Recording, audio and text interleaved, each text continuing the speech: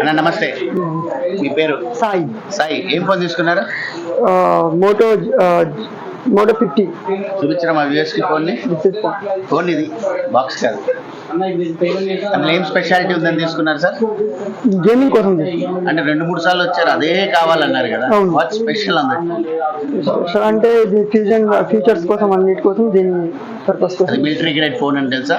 కింద పడిన ఏం అవ్వదు, వాటర్ ప్రూఫ్, ఏ ఫీచర్స్ ఉంది. సో దానికోసం తీసుకున్నారు.